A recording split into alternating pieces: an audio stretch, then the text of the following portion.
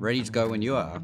Hi, my name's Toby Puddock. I'm born here in Melbourne, Australia. Well, I was a chef for a long time. Now I'm involved in everything food related. So I work on new product development, which is coming up with recipes which get scaled up for large companies like Woolworths. But I also do filming. I've written 5 books, do a bunch of stuff, but everything's around food. So if someone asks me what I do for a job, it's normally a hard question. So I normally say I'm a food guy.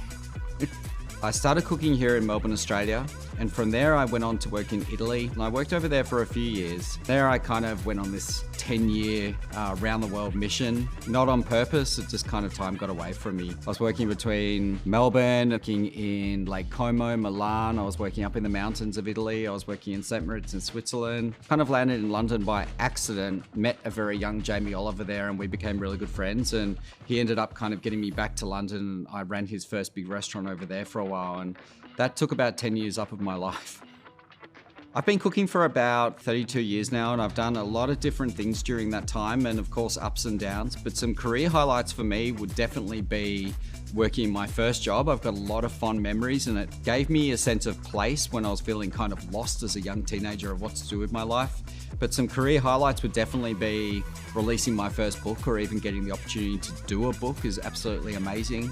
In 2006, I was pretty lucky to come back to Australia, and I bought a 15 restaurant, which I was the executive head chef of in the UK, back to Australia, and we did a TV show around that. From there, I was lucky enough to get a media career going, and I had the opportunity to write cookbooks and then do my own TV shows. As you start to be on TV, other opportunities come up. So I was able to be an ambassador for Woolworths, an ambassador for National Australia Bank, an ambassador for Param Market, and this has gone on for 15 years doing different roles like this. So it's been great because I've learned so many different, I guess, life skills, and learned about myself, and really learned about what my strengths and weaknesses are in the kitchen and in life in general.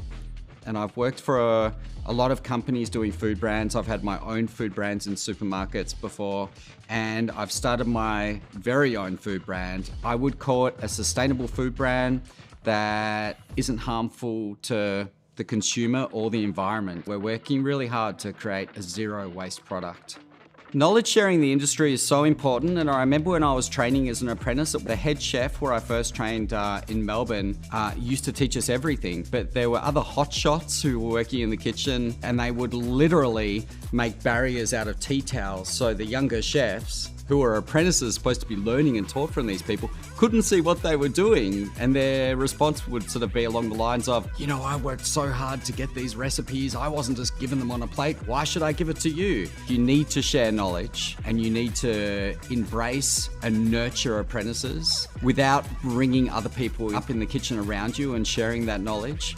You're basically stifling yourself. If you make everyone around you really strong, it's going to make the team better, and it's also a good thing to do.